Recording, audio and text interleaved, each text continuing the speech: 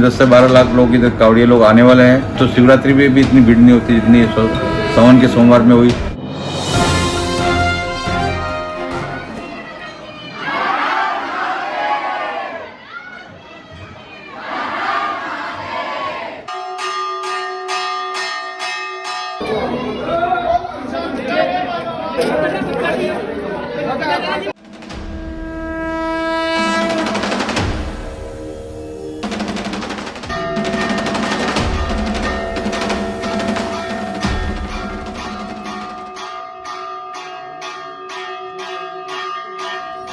Corona के कारण 2 साल के अंतराल के बाद सावन के महीने में शिवालयों में काफ़ी सैलाब उमड़ा है।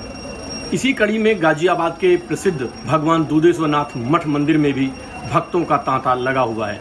सावन का पहला सोमवार है और देर रात 12 बजे से ही यहाँ पर लाइन लगनी शुरू हो गई थी और हर भक्त अपनी महामंडलेश्वर श्री महंत नारायण गिरी जी हमारे साथ हैं। इनसे हम जानकारी करते हैं। जी, तेजस न्यूज में आपका स्वागत है गुरु जी।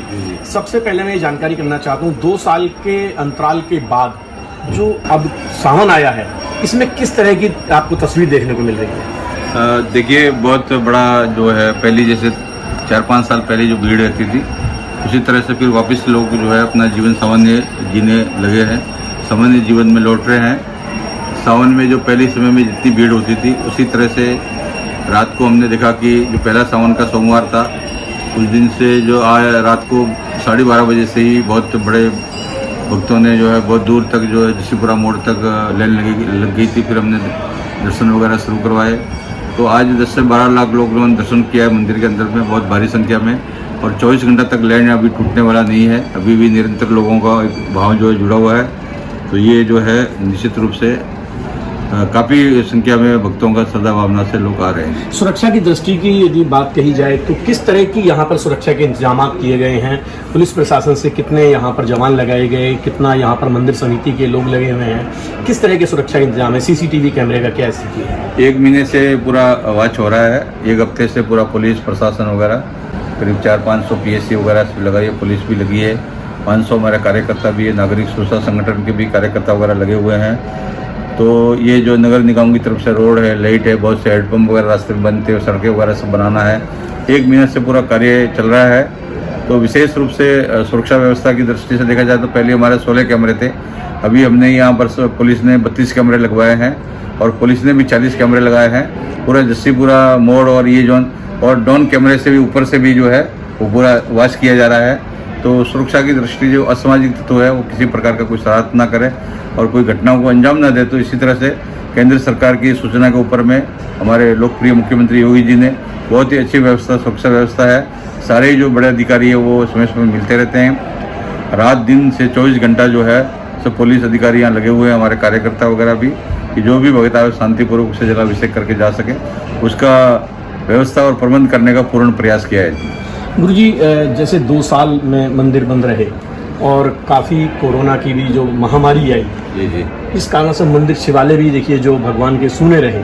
लेकिन अब 2 साल के बाद जिस तरह से भक्तों में उत्साह देखा जा रहा है, तो लोग बता रहे हैं कि पहले के मुकाबले 4 गुना भीड़ इस बार आने वाली है यहाँ सावन मेले में भी, कांवड़ मेले में।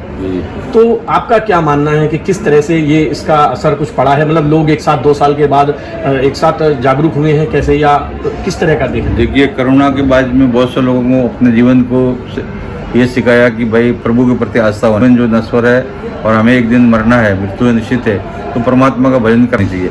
तो लोगों में श्रद्धा भावना भी जगी है, जो युवा वर्ग है उनके भी अंदर बहुत भावना जगी है।